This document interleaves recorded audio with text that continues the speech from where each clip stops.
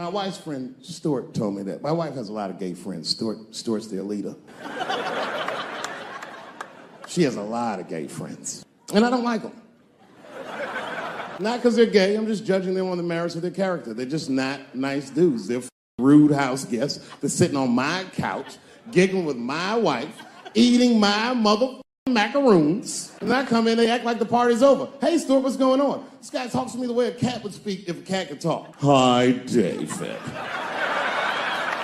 He always wants to have some kind of gay political argument. The last one was about a petition in federal court to take the words husband and wife out of the law. I said, well, why would you want those words out the law? He said, because it discriminates against same-sex couples. I was like, niggas, please save me the semantics. Just trust me, take your chips and get the fuck out of the casino. You're about to crap out. Go outside, talk that over amongst yourselves, and whichever one of you is gayer, that's the wife.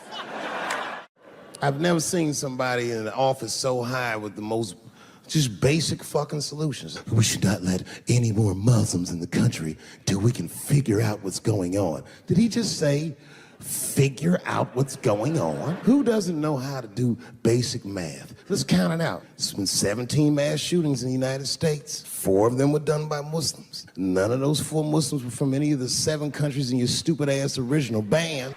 The other 13 shootings were done by the Tiki Torch whites. And you don't see me trying to ban white people from the show to keep the rest of the audience safe. It's a fucking terrible idea because it's mean and it's racist. And most importantly, if there were no white people here tonight, I might leave this bitch with $1,800. This man needs to realize that we all need each other.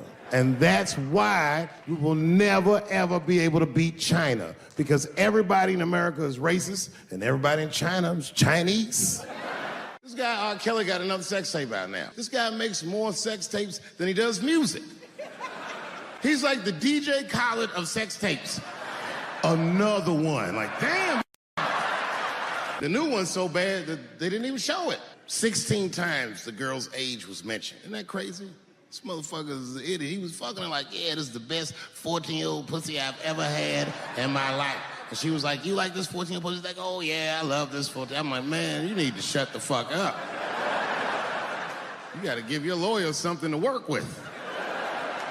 You're supposed to be on the tape like, this is the best 36-year-old pussy I've ever had in my life. And then your lawyer gonna be like, Your Honor, clearly my client thought that this woman was 36, as he mentioned some 16 times in the tape. They gonna know you lying, though. You know what I mean? Everybody knows no such thing as good 36-year-old pussy. It is wild, bro. Where you from, man? Where you from? New York. You from, what, Manhattan? Brooklyn. You are from Brooklyn, aren't you? You look like you can rob somebody with a hammer.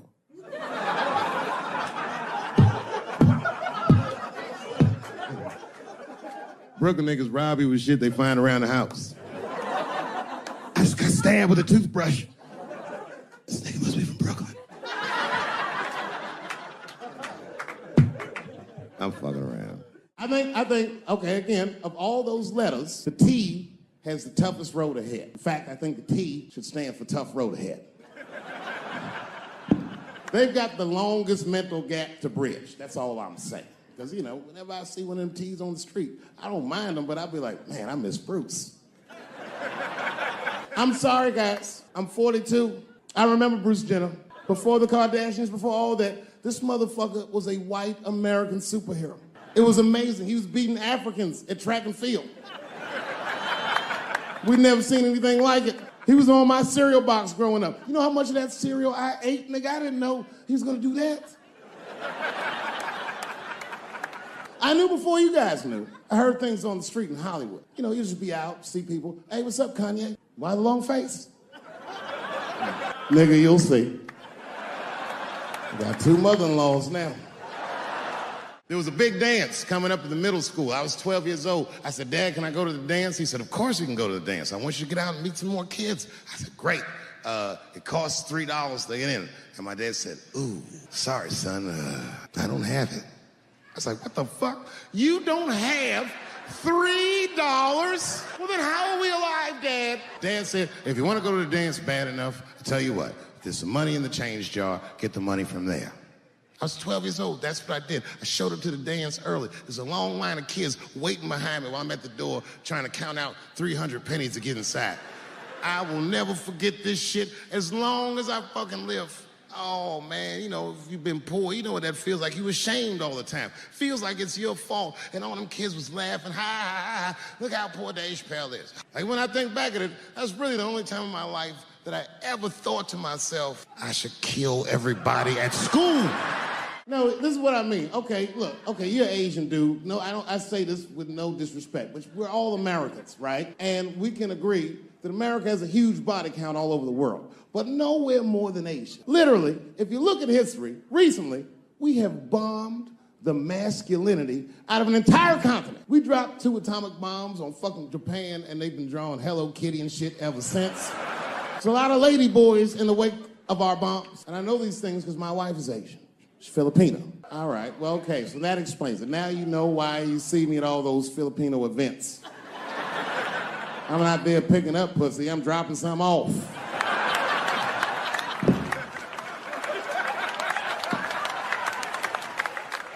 I take my wife to all that shit. I took my wife to see Pacquiao fight Mayweather. We sat ringside, okay? That was a quiet car ride home. That's what that was. That's my problem. I can't handle pressure. Sometimes pressure make me talk different. I'm serious. You ever have like that social pressure? You ever talk to somebody who's fake and they make you fake? Like, that kind of deal, like, hey, how you doing? You're like, fine, how are you? And you're like, I don't even talk like that. I get sick of that shit. I do, it just makes me sick. Sometimes I'll talk crazy just to make myself feel better. You ever do that? Just start talking like crazy. Like, you ever hear this voice? Man. That's how bad guys used to talk in the 40s. In the old days. See, I talk like that. Not all the time, but if somebody put the pressure on me, fuck it, I gotta cut loose. Like the police pull me over, I'll talk crazy. Son, do you know why we pulled you over? Nah, because I'm black, see, that's right. Nah. It's not illegal to talk like that. How do they know I don't talk like that every day? Stop talking like that. Stop talking like white copper. Nah. I see my age in my children. I came home from the road, this is not long ago. I've been gone for, if you can picture, I was gone for weeks and weeks. And when I came back, nobody was home. Now, one person in my family thought that maybe I'd like to see them when I got back. Like, they knew when I was coming back, but they just weren't home. And that shit was a wake-up call. But an empty house, that's some cold shit. And I went into my oldest son's room. I was like, hello, hello. He was gone. And I'd never done this to him before, but for some reason I just did it. I just looked through his shit. Just to see who this motherfucker was becoming. And I found these notebooks, and I started going through the notebooks, and there was all this wonderful poetry in them. And then I looked through his drawers, and I opened up his middle drawer, and I found this rolling paper. And I looked down at them papers like, oh, that's where that poetry's coming from. I'm doing a show somewhere, and I'm on stage, and I was a little drunk, you know. I figured to be safe, because, you know, everybody's phones are locked up. And I went in on this kid. I was talking all kinds of shit. Now, I didn't know that there was a journalist in the audience. Took impeccable notes. He told everybody everything I said. He was even putting the jokes in the headline. The headline said, Dave Chappelle says he wants to smash a dollhouse over Juicy Smouye's head. And I thought for sure when I read that headline, I said, well, that's it for me. I'm canceled. Lucky for me, that very same day, the Chicago police caught the motherfucker that actually did it. And hilariously, they were both Nigerian. Not only were they not white, they were very, very black. They were Nigerian, which is the funniest shit. The whole story is funny. Gay people have a hard time doing that recently. Here we go. Here comes the deep water. No, recently I've noticed that. I noticed that with that Manny Pacquiao controversy. Yeah, no, it was now in the gay community's defense, Manny Pacquiao said some outlandish shit about gay people. Very, very not nice things that I won't repeat, but there was biblical verses and some analogies to animals. Wasn't a good look. Nike took his shoes immediately. which I thought was a little harsh. A little harsh. You know what I mean? Because he's, just because he's Asian. You know what I mean? Fuck you gonna take shoes off Asian dude to appease a gay dude. You know what I mean? No? You don't know what I mean. But Asian people kind of know what I mean. No? No Asians in the front? No? No, this is what I mean. Okay, look. Okay, you're an Asian dude. No, I say this with no disrespect. But we're all Americans, right? And we can agree that America has a huge body count all over the world, but nowhere more than Asia. Literally, if you look at history, recently, we have bombed the masculinity out of an entire continent. We dropped 2 atomic bombs on fucking Japan, and they've been drawing Hello Kitty and shit ever since. There's a lot of lady boys in the wake of our bombs. And I know these things because my wife is Asian. She's Filipino. All right, well, okay, so that explains it. Now you know why you see me at all those Filipino events. I'm not there picking up pussy, I'm dropping some off.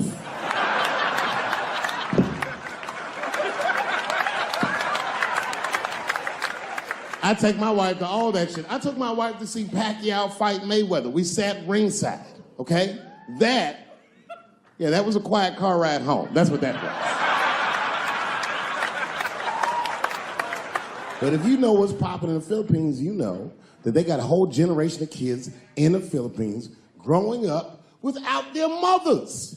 Yes, a lot of women in the Philippines go to the Arabian Peninsula, they come to the United back home, which is still one of the #1 staples in the Philippines economy, money that their expats send back to the Philippines. The men, on the other hand, are left rearing children, twiddling their thumbs, waiting on their wives' checks. These men have been fucking emasculated.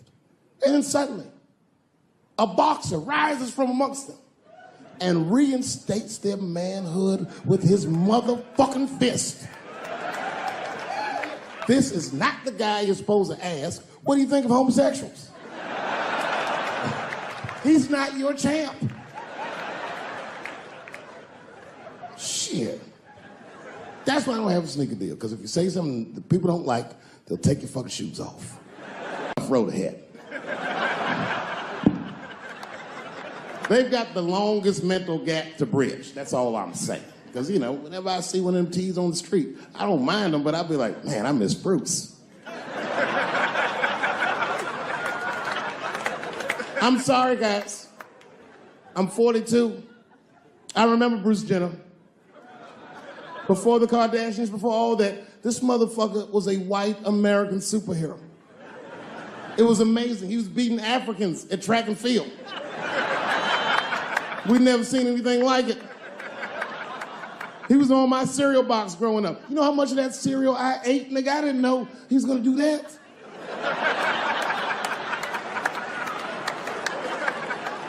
I knew before you guys knew. I heard things on the street in Hollywood. You know, you just be out, see people. Hey, what's up, Kanye? Why the long face? Nigga, you'll see. Got 2 mother-in-laws now. And when I heard he was gonna do it, I was scared. I didn't think the public was ready. I didn't think the media was ready. And you know what? I was wrong. Never seen anything like it. Welcome to the world, Caitlin. So long, Bruce. Hello. Somebody called me a nigga in traffic last Wednesday. It's so long, it takes a minute.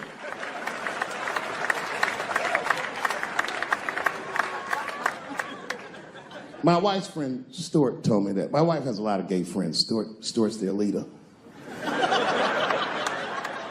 She has a lot of gay friends. And I don't like them.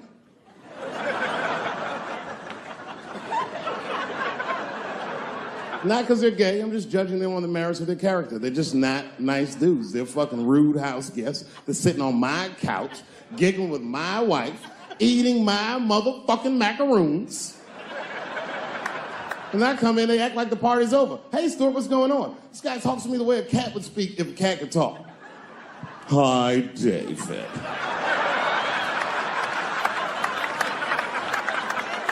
Stuart, what's all the beef, man? What's going on?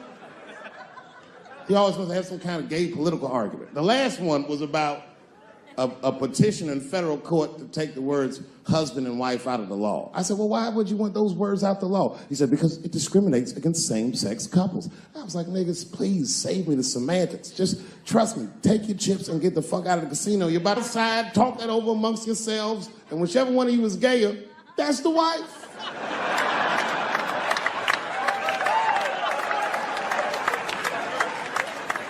No, Stuart didn't like that.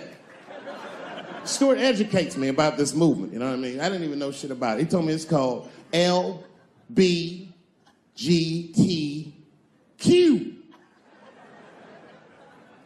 I was like, what the fuck is the Q? Does that even make sense, Q? Turns out Q is like the vowels. That shit is sometimes Y.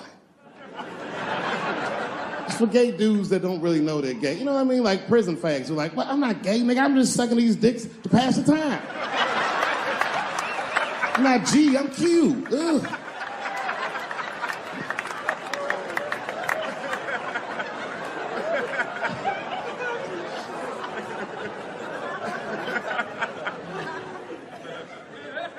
I think, okay, again, of all those letters, the T has the toughest road ahead. In fact, I think the T should stand for tough. If Martin Luther King had a sneaker deal, we'd still be on the back of the bus. They always true, the Nike exec come up, hi, Martin, we need you to tone down the talk of civil rights and blacks being humans. It's upsetting our southern distributors. But I don't understand. I thought that's why I had a sneaker deal in the first place. Not quite. Really, it's a walking shoe, and we like the marching, but try to understand. Fuck that shit. You know, I get it, though. I understand why gay people are mad, and I empathize. You know what? I'm just telling you, this is a black dude. I support your movement, but if you want to take some advice from a Negro, pace yourself. These things take a while. Just because they passed the law doesn't mean they're going to like you. Brown versus Board of Education was in 1955. I was shocked. Is this happening? Wait a minute. Is this a time in American history when an American can make a decision for themselves, and even though other Americans don't understand it, they'll support it and let this person live a happy life? Is this what's happening? If it is, then good for America. That's Dave Chappelle, the American. Although Dave Chappelle, the black American, he was a little jealous. I was like, how the fuck are transgender people beating black people in the discrimination Olympics? If the police shot half as many transgenders as they did niggas last year, it'd be a fucking war in LA. I know black dudes in Brooklyn, hard street motherfuckers that wear high heels just to feel safe.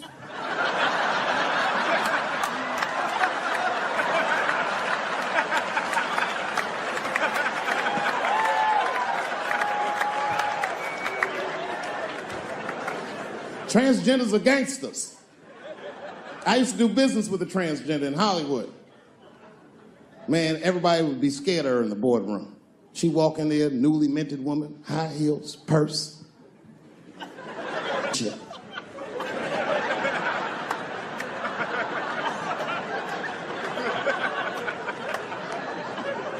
And then she walked to the head of the conference table, stare at us all, reach in her purse, pull her old dick out and throw it on the table.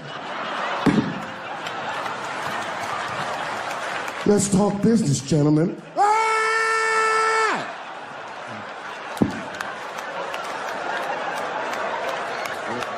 Shit is scary as fuck. If your best friend pitched that to you, you'd be horrified. Yo, nigga, let's go to the hospital and cut our dicks off and make pussies out of them shits. What? Can't we just get matching jackets or tattoos or something? Sure, that's what you want to do? There's only one way to find out, nigga. Wu, Tang, bow, bow. Let's go to the club and trick niggas into fucking us, yeah. I know it's fucked up, but I tell you the truth. You know, everything's funny. Everything's funny till it happens to you. 3 months A mere 3 months after that terrible attack that Chris Rock endured, I was on stage at the Hollywood Bowl, and a lunatic jumped out of the crowd and attacked me. Now, I gotta tell you, if it happens to you, you don't even know what the fuck is happening. It was like slow motion. I just looked over. I don't know this nigga. And I just looked and said, oh my God, I'm being attacked. And this motherfucker was ragged. He jumped at me. He was like, I'm old, but I'm fast. I caught this motherfucker's head with my hand and pulled his hoodie over his eyes. I can still feel his head in my hand. It was spongy. He had been growing dreadlocks. Not the beautiful dreads that Rastafarians grow. These were accidental LA homeless dreads. This shit had leaves and sticks and bottle caps and shit in it. Some kind of grease. I was like, ugh, like this. And then I fell down. And he knocked me all the way on the ground. And I was like, man, this is a bad situation. I don't know if I'm gonna die or what's gonna happen. But in that moment of vulnerability, you know what occurred to me that had never occurred to me before in my life? In that moment, it occurred to me that bodyguards should not wear dress shoes to work. Travis! This nigga Travis came out slipping and sliding on some kind of beautiful loafer and fell flat on his back. Bop. I said, oh my God. Now both of us are down. I gotta handle this shit myself. So I popped right back, boom. And then the kid that knocked me down, he popped out, boom. And we looked at each other and realized, at the same time, I was bigger than him. And that motherfucker took off running. And I started to chase him and I said, fuck him. And I picked the microphone up. So I'm gonna finish this show now. That's right.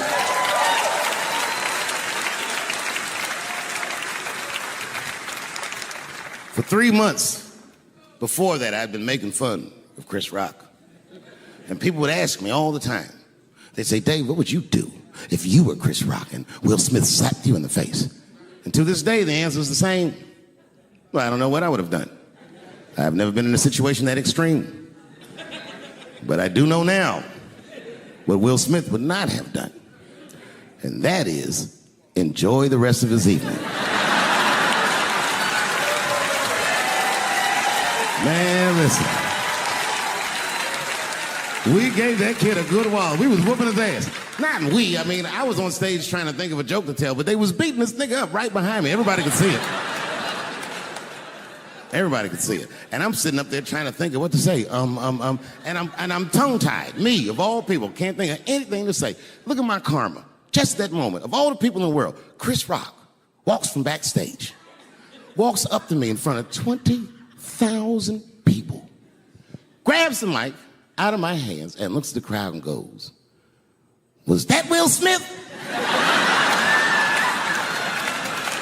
Man, motherfuckers fell out of their chairs laughing. I was standing there looking stupid. I was fucking furious, because I'm thinking in my mind, nigga, this is my attack. You got attacked 3 months ago. Now you have jokes. So I snatched the mic back from Chris and tried to get one off, but my shit did not go good at all. I didn't know what to say. I was just like, it was a trans man. And the crowd was like, boo. This is LA, we like trans people, boo. I know, I felt so bad. I felt so bad. But I know why I did it. You'd have to be there to understand, but man, when that guy tackled me, it was like it's like a movie or something. You gotta picture this. Picture a famous person you like. Every famous person you could imagine was at that show. It was like the biggest night that Hollywood had ever seen. And when that guy tackled me, he cleared the bleachers. I had to watch the tape afterwards to know this happened, but as soon as he tackled me, Jamie Foxx was the first motherfucker that jumped out of the crowd. He was wearing a white cowboy hat like he knew this shit was gonna happen to him.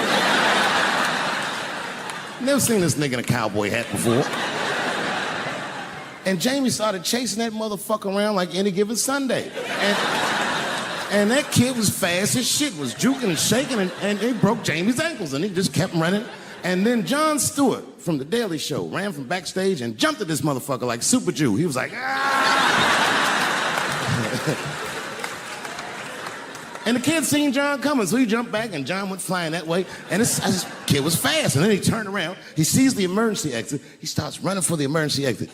Just before he got to the door, motherfucking Puff Daddy from Bad Boy Records jumped in front of the door. That nigga was like,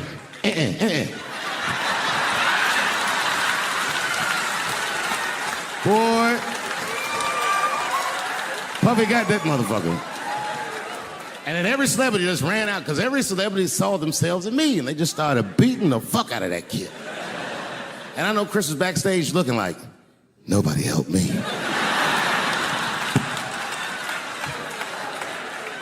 Everybody hates Chris.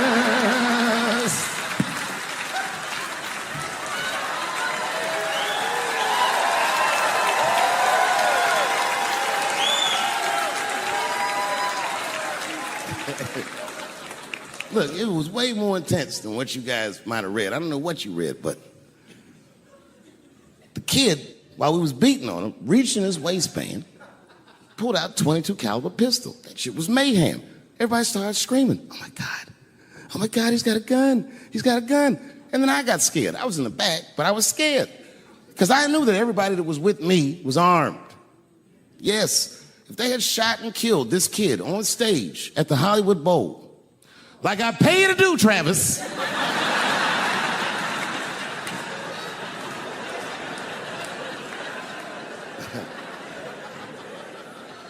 But Travis G'd up. Travis wrestled the gun out of the kid's hand, and then he took it like this and tried to chamber the round, and he couldn't.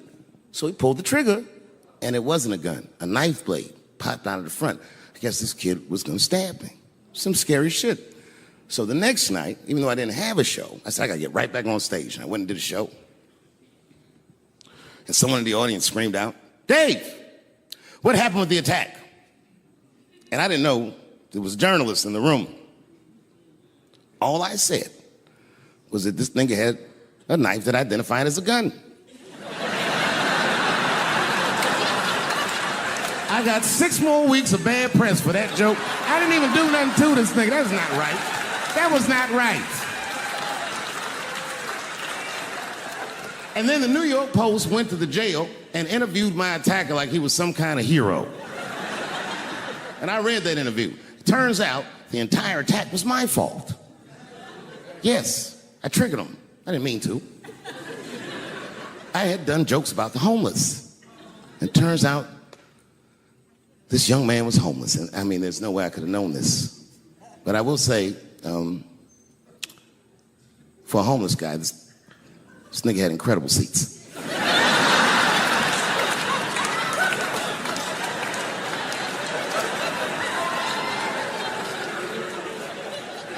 Oh, and they said I triggered him because I had done LBGTQ jokes, and it turns out this fella was a bee.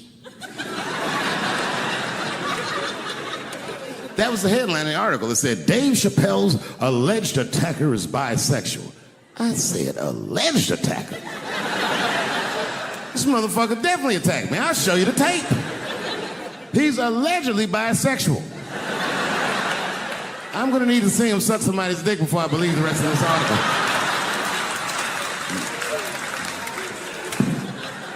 I read that shit in the paper. I was horrified. I was like, oh, bisexual? I could have been.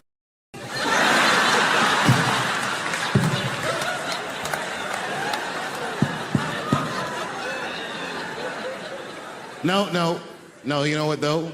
It's not funny because after all that madness ensued, I went to the hotel room. I was by myself and I opened the door and my wife was in there alone. She was sobbing, like sobbing. I said, oh my God, what's wrong with you, bitch? Did you get attacked too?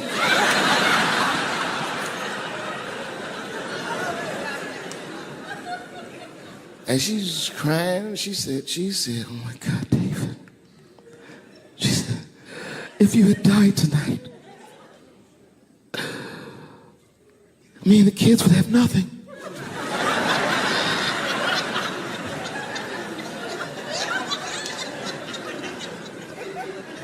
Then I knew it was serious. So I sat down on the bed next to her. And I reached in my pocket, I pulled some keys out that she'd never seen before. She said, oh, what are those keys? And I gently placed them in her hands. I said, sweetheart, those are the keys to my safe deposit box. God forbid anything ever happen to me. But if it does, don't even worry about it. You and the kids have everything you need in that box. I've already taken care of it. And she was looking at them keys, and I could see her mind realize what we were actually talking about. And then she just started crying harder. And to be honest with you, that made me cry a little bit too. And we hugged each other real tight.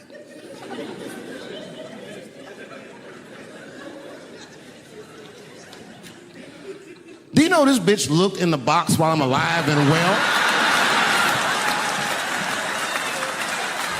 Who does that? Oh my God. And then she was mad at me. She said, God damn it, David, I opened that box. I said, you did? She said, yes, I did. And there was nothing in there.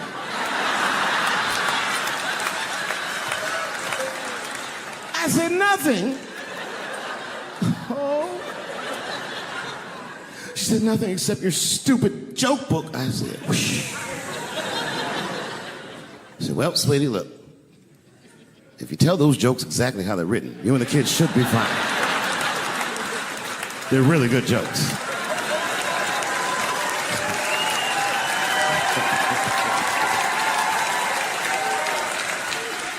She's like, good jokes? What is this shit? Come join me in my watery grave. No, you gotta roll your throat. Join me in my watery grave.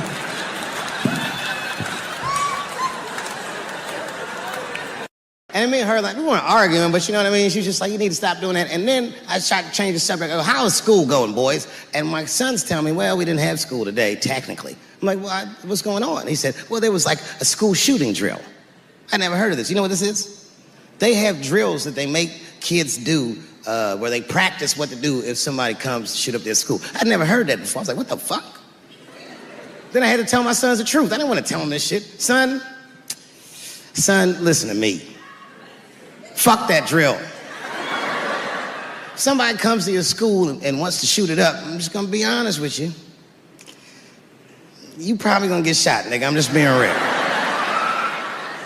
You got a famous dad. I talk a lot of shit. They gonna be gunning for you, little buddy.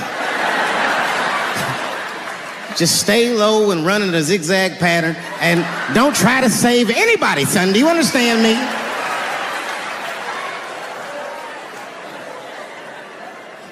Why would you have kids rehearse for some shit they have no control over? All you're doing is training these kids to worry. It's the stupidest drill I've ever heard of. And while you're in there training them during these drills, well, aren't you training the shooter too? This nigga's in here listening and learning like the other kids. Sit in the back. Where are we supposed to meet?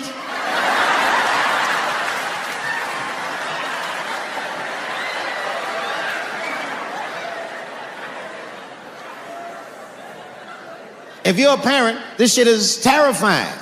This shit is real scary. All the parents is looking at each other crazy. Because we know as parents that one of us is raising the shooter. Just don't know which one of us it is. All we know for sure is that if you're a white parent, the chances that it's you is exponentially higher than the rest of us. Shooting up school is a white kid's game. It's fucking crazy. You know, I hated school too. It never occurred to me. Kill everybody in school? It's fucking crazy. Just do what I did, nigga. Try some things. Have you skipped school, nigga? Skip school. Take a walk and meet some other kids. Fuck school, nigga. Try drugs. Have you tried drugs out, nigga? That might...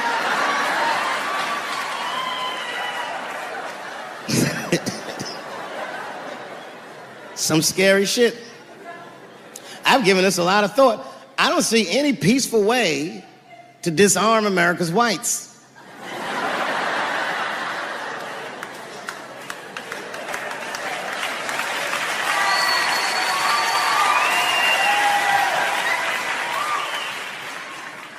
There's only one thing that's gonna save this country from itself. Same thing that always saves this country from itself. And that is African Americans. Right. And I know the question that a lot of y'all have in your minds is, should we do it? Yeah, fuck yeah, we should do it. Listen, no matter what they say or how they make you feel, remember, this is your country too. It is incumbent upon us to save our country. And you know what we have to do. This is a fucking election year. We gotta be serious. Every able-bodied African American must register for a legal firearm.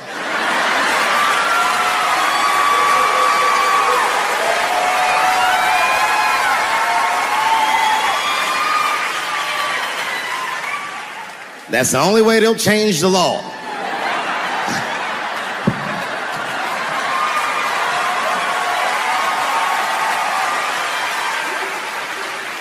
I hate guns, personally. I can't stand them. Yeah, but I have several. I don't want them, but I feel like I need them. Don't forget where I live. I live in Ohio. And anyone that knows anything about Ohio knows that even the word Ohio is an old Native American word. It means, literally, land of poor white people.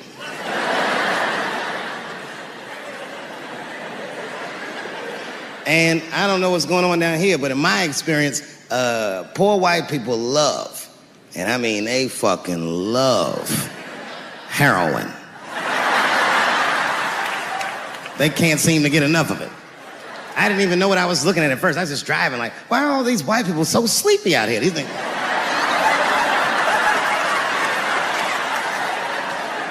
It's really bad. As a matter of fact, I was coming out of a nightclub the other night in Dayton, and I'd parked my car in the alley, and no one was out there. I didn't have no bodyguards or nothing. I was home. I figured everything was fine. And as soon as I opened my car door, all by myself, suddenly, one of these heroin-addicted whites just pops out of a trash can. It scared the shit out of me. I screamed, ah!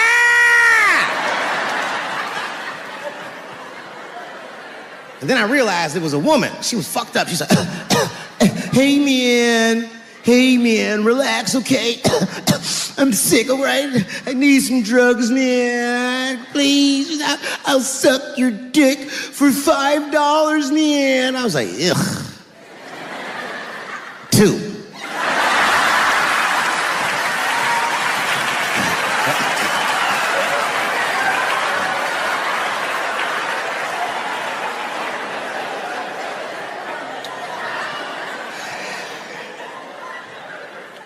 Obviously, I'm joking.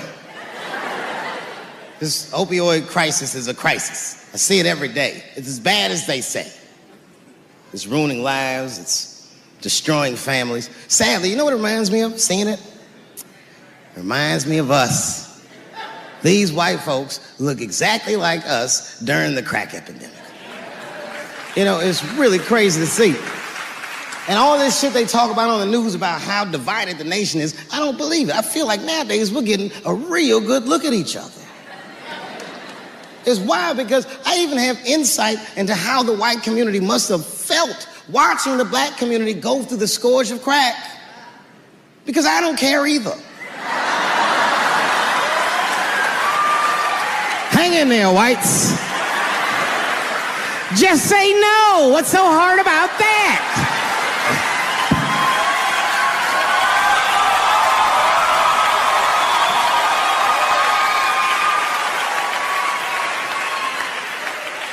Remember when y'all said that to us? But it's okay. There's no grudges. Now you finally got it right. Once it started happening to your kids, you realize it's a health crisis. These people are sick. They are not criminals. They are sick.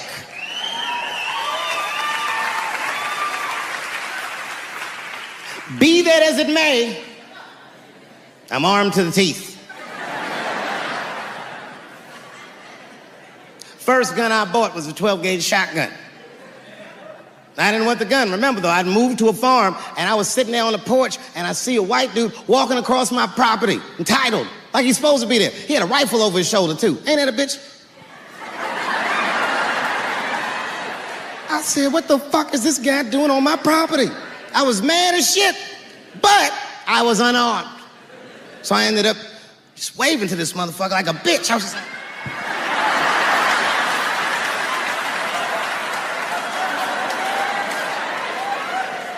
And as soon as he got far enough away, I ran to my car and sped to Kmart. This is in a rural white area. And remember, I was nervous because a guy was on my property, I'm black, and I was sweaty. You know what I mean? And I ran to the gun counter, black and sweaty, sweating and black, and I looked up at the nigga, I was like, I look like a slave or something. I said, I need a gun, immediately, like that, just like that. The guy didn't answer, no questions. He just grabbed a 12-gauge shotgun, handed it to me. I'd never even held a gun before. I'm not a dummy. I'm like, well, I need some bullets too. And the guy reached under the counter, put 2 box of shells on the counter. He said, all right, buddy, which box do you want? And I didn't know. One box had a picture of some ducks on it. The other box had a picture of some deer. I said, well, what's that box with them ducks? He said, oh, that there's birdshot. And then he goes just like this, I'm not exaggerating, he goes, that won't kill a man.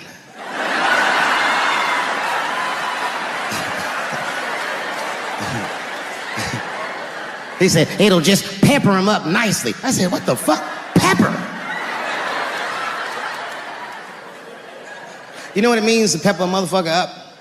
It means that when the shell explodes, hot BBs will shoot out of the barrel of the gun, not killing a motherfucker, but penetrating their skin and shallow flesh. Boy, that's gotta hurt. Hot BBs? Ha ha! Remember when Dick Cheney shot a motherfucker in the face and he lived? That was birdshot. I said, well, what's that box with the deer on it? He goes, oh, that there's buckshot. That'll put a hole in the goddamn truck if you wanted to. Dave Chappelle.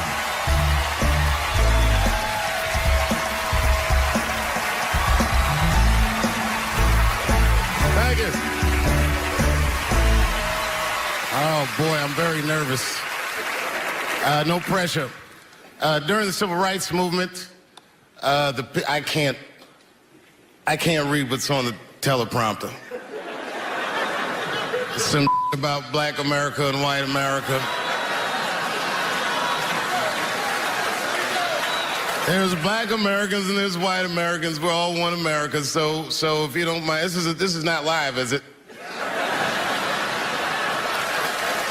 I imagine whatever I say, you could just edit it out. Let's try it a few ways. Lou, are you in the booth? I am. All right, good. You know what, Lou? Let's just play around with it and see if we can get it right, get this clip package on, and then let me go home, all right? You got it. All right. Ready? All right, count me in. 5, 4, 3, 2, 1. Wu-Tang. I'm just with you, Lou. Let's do it again. We're gonna do it again. We'll get it right. Here we go, Dave. 5, 4, 3, 2. You know, when I was a comedian starting out in Washington, D.C., right here in this city, 1988, I'll never forget this. It was a comedy club owner that banned profanity from his comedy club. He said it offended his audience, and this was a cause of major concern for all the comedians in the circuit. And we all called a meeting, and we had the owners come, and it was the club owners, and it was the comedians. It was the classic labor dispute. The club owners laid out their case. There cannot be profanity in these clubs because that offends people. And there's a comedian who's still a good friend of mine to this day. He lives right here in Washington, D.C. He stood up and he said, he's black, I should tell you because it's important to the story. He says, I use profanity because I live a profane lifestyle. He says, I don't have an insect infestation in my house. I have roaches.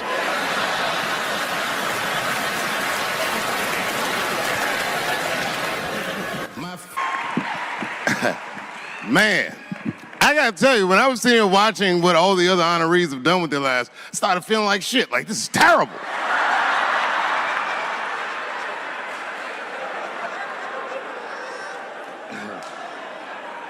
And then Bobo brought me up and started out good with that Ali picture, and then it just... But that coloring book that was in the picture, I know the Ali's are here, that coloring book, my mother has it. And the champ, he signed it. You know, the greatest, he signed it, Muhammad Ali. And his sparring partner was there that day. And his sparring partner signed it, said the next heavyweight champion in the world, Larry Holmes. And he was. And 2-year-old Dave Chappelle colored all in that shit and just ruined the book.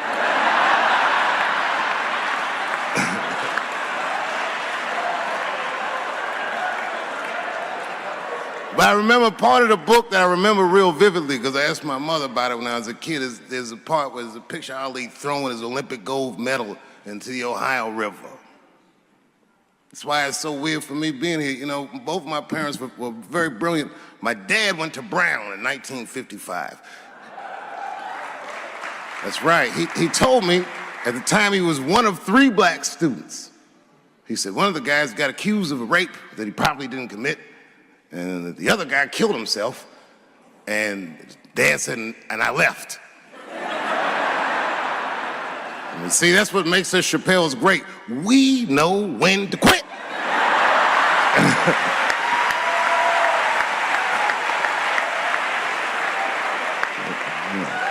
They all just live to fight another day.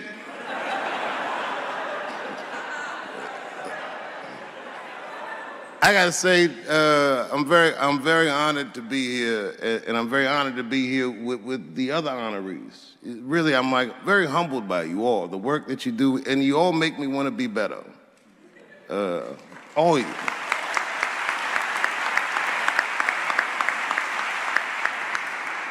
And you know, I was gonna stop doing stand-up for a while because 4 comedy specials in a year is like, that's a lot, you know. But you know, shout out to my colleagues in comedy.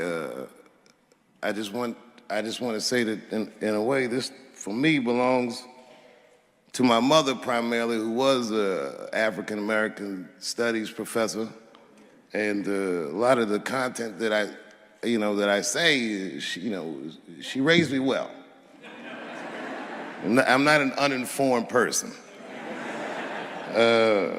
But also, you know, my colleagues in comedy, like comedians have been getting beat up pretty bad recently, and we're somehow nowadays expected to speak with the precision of attorneys or politicians. We are not.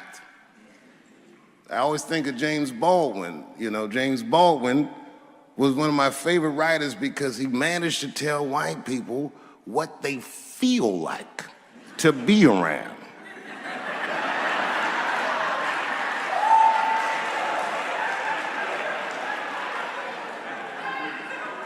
So I ain't gonna hang up my gloves yet. I think I got one more special in me. So to quote Baldwin, God gave Noah the rainbow sign. It's no more water, it's the fire next time. Thank you very much. Boy, this comes as a complete surprise.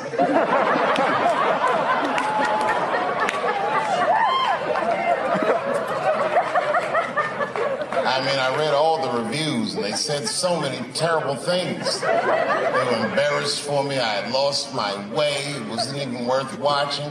I hope all you critics learn from this. This is a teachable moment. Shut the fuck up forever.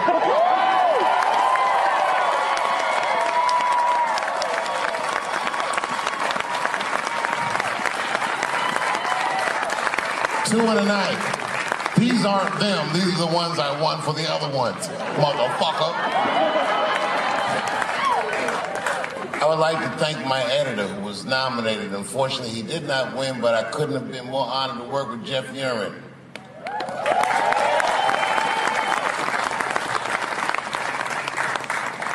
Stan Lathan has been directing television since 1968. Any show that I watched when I was growing up, he directed it. From Sesame Street to Sanford and Son to Good Times to Everything Black. And finally, you motherfuckers finally gave him an Emmy tonight. He deserves so much more, but I'm glad you came around.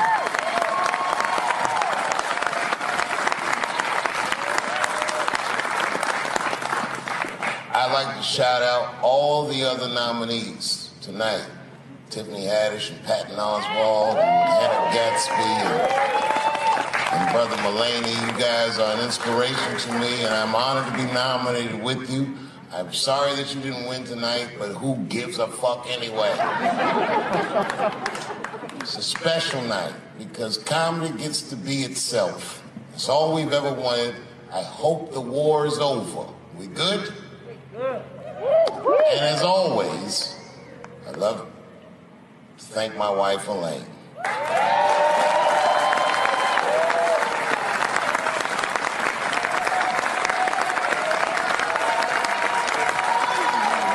That's right. Elaine has been with me for the last 25 years and had to endure the pains of living with the greatest comedian ever. See you on Monday. Thank you very much. Good night. Thank you. Thank you. I like not knowing what's going to happen. I like making memories. Sometimes I do all this crazy shit around my colleagues just so that they can tell their friends I did it. But rather than talk about myself, just briefly, I want to just talk about my genre. Stand-up comedy is an incredibly American genre. I don't think any other country could produce this many comedians. And unbeknownst to many people in this audience, I don't think there's opinion that it exists in this country that is not represented in a comedy club by somebody. Each and every one of you has a champion in the room. We watch you guys fight, but when we're together, we talk it out. I know comics that are very racist, and I watch them on stage, and everyone's laughing, and I'm like, that motherfucker means that shit.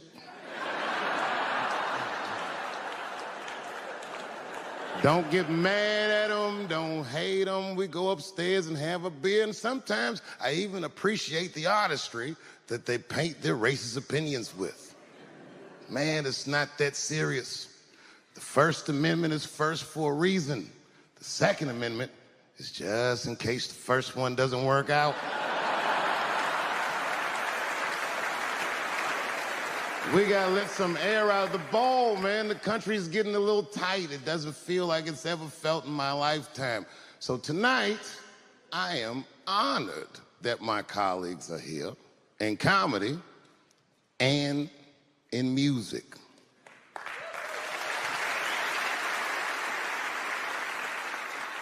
And I want everyone in America right now to look at me. Look at me smoking indoors. Generation Washingtonian. He is a man who has made already in his young life lasting contributions to our cultural heritage and to humanity. Dave loves Washington, D.C., and we love him right back. He graduated from Duke in 1991 and never stopped coming back. From shouts out to D.C. public schools at this year's Emmy Awards, to supporting D.C. statehood, to attending the unveiling of an iconic mural on the Ben's Chili Bowl. What we love most about Dave is that he is a fervent defender of disenfranchised communities around the world.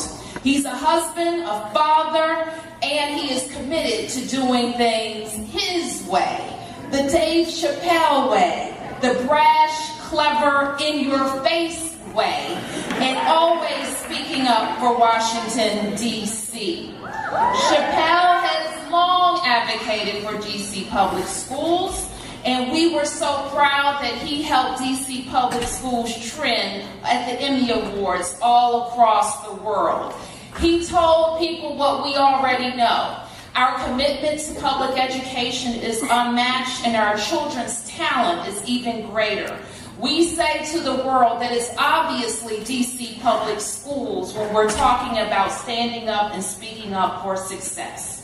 Let me just say a bit about the honor I'm about to bestow. The key to the city is the highest honor an individual can receive from our nation's capital. and I am very stingy with them, I gotta tell you. To keep the honor special, it is rarely given.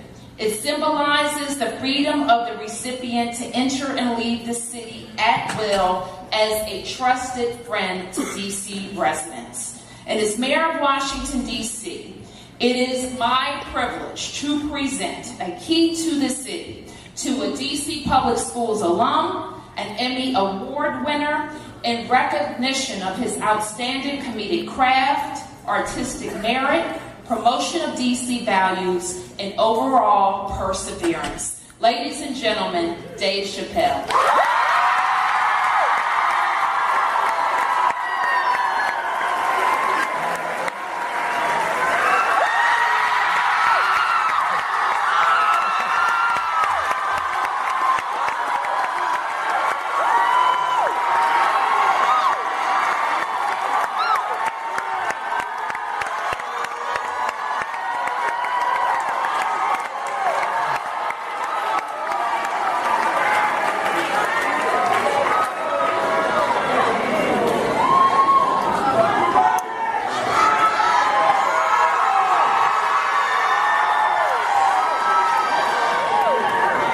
Very much. Can you hear me? Can you hear me? That was much better. I want to sit down. Check. All right, can you hear me? Hey, first of all, I wanted to say thank you to the mayor and the administration of the school and the chancellor of DC Public Schools is here today for this honor. And I'm really excited to be here, just talk to you guys for a minute. I don't know how much you guys know about me.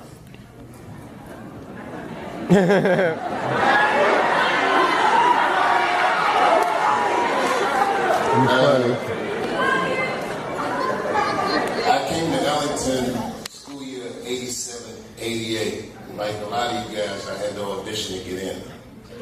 It's a story I tell because my audition was terrible. I didn't prepare. And at the end of my audition, to make a great question of the theater department, they asked me this.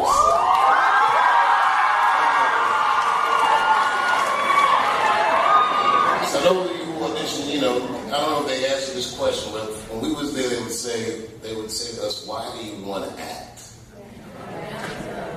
And I remember I said to the theater department teachers, I said, I don't want to act. They said, then why are you here? And I said, well, I want to be a comedian, and somebody told me that to be a good comedian, I should know how to act. And I guess the teachers liked that answer. They knew that I was trying to make myself better. So when I look at you guys, you know, I really do see myself. And there was another thing they used to do in our first year where they would tell us, they'd say, look to the right of you and look to the left of you. And they would talk about all the people that wouldn't make it through 4 years. And not everybody did. But I want you guys to look to the right of you and I want you to look to the left. I want you to take a good look at each other. And I want you to know something that I learned by the time I'm 44. What I learned is that a lot of these people in this room will be your friends for the rest of your life. Amen. And when you see somebody from Ellington out there in the world, it means a lot. And that high school seems like a long time, but it's only 4 years. And you only have to pay attention in your life 2 or 3 times. Just 2 or 3 times. I tell my kids this all the time. I got kids your age. I tell them, yo, you don't have to be awake all the time, but like 3 or 4 times in your life, just pay attention. And I tell my son, I said, look around this beautiful house. I said, everything in this house we're enjoying is based off of decisions I made when I was younger than you. Right now, you guys are making your future. And this is a very important time in your life. And you guys got to be kind to each other. You guys got to help each other get through this time so you'll be successful. And success is not just money or, you know, monetary success or stature, but success is your character. Like, you have an opportunity to make yourself into to a very unique individual because you're a trained artist in whatever your discipline is. A lot of times, you know, high school is like, it's a mean social hierarchy for most people. And I hear people talk about the schools they went to and the football teams and all. We didn't have any of that stuff. But what we had was so much more unique and so much more different than any high school experience I've ever heard of. And when I walk in this building today, I mean, it's clear to me that you guys are, I hope you never take this for granted. Like, $170 million is a lot of money. And that's what they spent on you guys, on your future. And the money symbolizes a very rare opportunity to cultivate talent that God gave. And I hope that you take advantage of it. If you don't, you know, but if you do, and I also want to tell you one last thing. I never went to college. That I did my entire professional career based off the education that I received here at Duke Ellington. And I must tell you that I was wildly prepared. That when we went to school from 8:30 to 5, I'm not gonna lie to you, I hated school. I didn't understand what was happening, but years later when I had my own television show and I was working 16-hour days, it felt easy to me. Because I had school days longer than that. And at least on a television show, I was the boss. Here, I just had to do what everybody told me. I used to mop this stage. Well, not this stage, the slip stage. I used to mop the stage that was here, and I used to watch the seniors dance and all that stuff. And it inspired me and made me want to do better. And we all pushed each other in a real friendly and loving way. And even today, friends of mine from Ellington are here. And I also want to take a quick moment to just remind you guys that being a school teacher is a thankless job. You know, kids are, you know, they just take things for granted when they're there. When I got older and I realized how hard the teachers at the school worked on our behalf to keep us safe and to teach us what they know, I hope that you just take a moment at some point in your life to thank them. Because we spend so many hours at this school, they're almost like surrogate parents to us. And they're very influential people in my life. And I didn't realize that, of course, until years later. And when I see them, it makes me feel safe again and happy again, and just remember so many good things that they all did for me. And that Peggy did for us.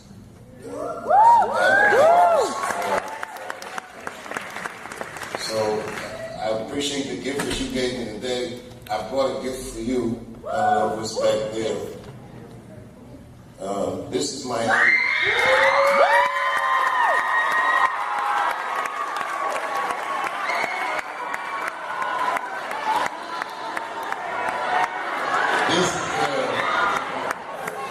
This is a trophy, but it represents years of hard work.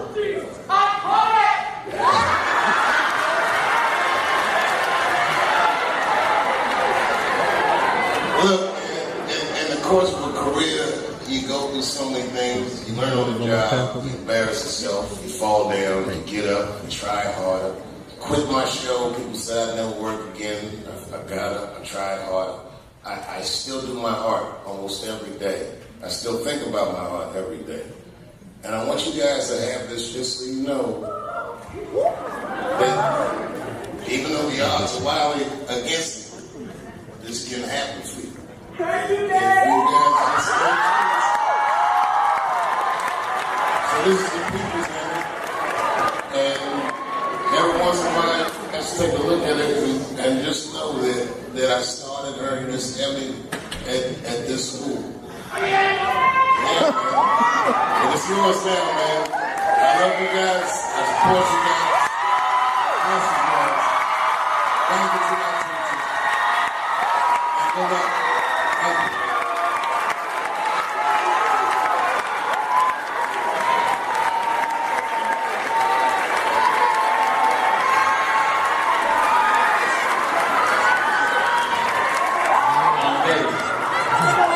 name is Mikhail.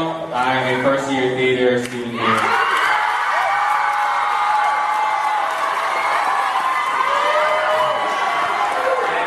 On behalf of all of you Duke Ellum School of the Arts, we want to thank you for the path that you set, for the trail that you blazed for us to follow. 1, 2, 3, 4, 5, 6, 7, 8, 1, 2, 4, 5, 6, 7, 8, 1, 2, 3, 5, 7, 8, 1, 2, 4, 6, 7, 8, 1, 2, 3, 5, 6, 7, 8,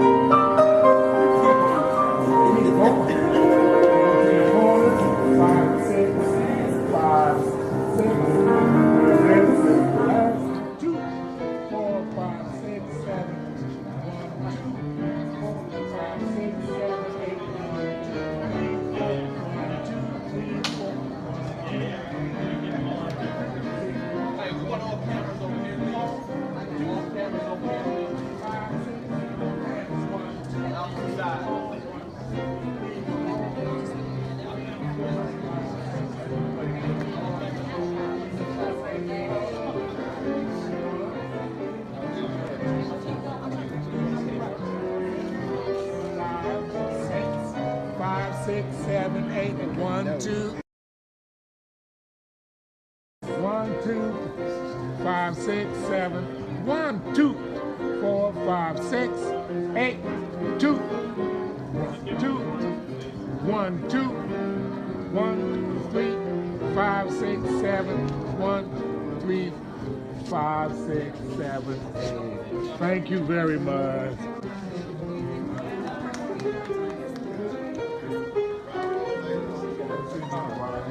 Good to see you. Good to be seen.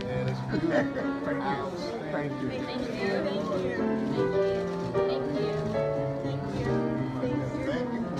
Okay, let's see your step. Get your stuff.